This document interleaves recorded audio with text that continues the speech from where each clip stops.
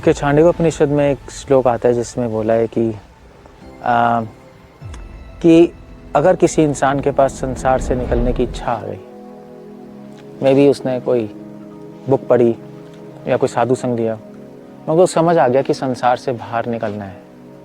बाहर का निकलना है जन्म मृत्यु से, इस प्रॉब्लम से निकल के हमें भगवान से कनेक्ट होना है।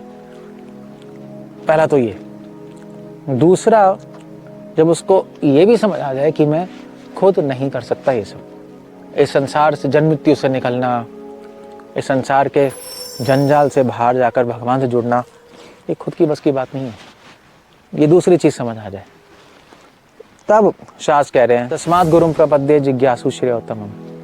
तब व्यक्ति गुरु के पास जाता है, उसको हेल्प की ज़रूरत है, गुरु को ढूंढता है। बट पॉइंट मेरा ये है कि आजकल तो गूगल के पास जाते हैं और कुछ ना कुछ ढूंढते रहते हैं, कंफ्यूज होते रहते हैं। इसीलिए हम लोग इस्कॉन में डिवोटीज उनके पास चले जाते हैं। इसी को बोलते हैं प्रचार, क्योंकि वो नहीं आ रहे लोगों के पास, इसलिए साधुओं के पास, इसलिए साधुओं को उनके पास जाना पड़ता है। उनके कीर्तन करते हैं, इसलिए आपने देखा होगा इस्कॉन में हरिनाम कीर्तन करते हैं रोड्स पे, कि लोगों तक हम पहुँचते हैं। क्योंकि लोग मंदिर नहीं आ रहे, इसलिए मंदिर ही लोगों के घर जाता है। और इसीलिए आप देखेंगे कि लोग बुक डिस्ट्रीब्यूशन करते हैं, आपको सड़कों पे मिलेंगे गीता डिस्ट्रीब्यूट करते हैं। लोग पूछते हैं गीता क्यों डिस्ट्रीब्यूट कर रहे हो?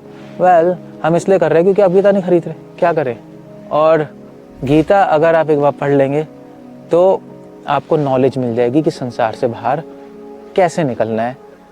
और साथ साथ फिर आपका मन करेगा हम गीता जानने वालों के पास जाएँ, उनके पास जाएंगे तो और इन्फॉर्मेशन मिलेगी और फिर हम अपनी लाइफ परफेक्ट कर सकते हैं। हरे कृष्ण।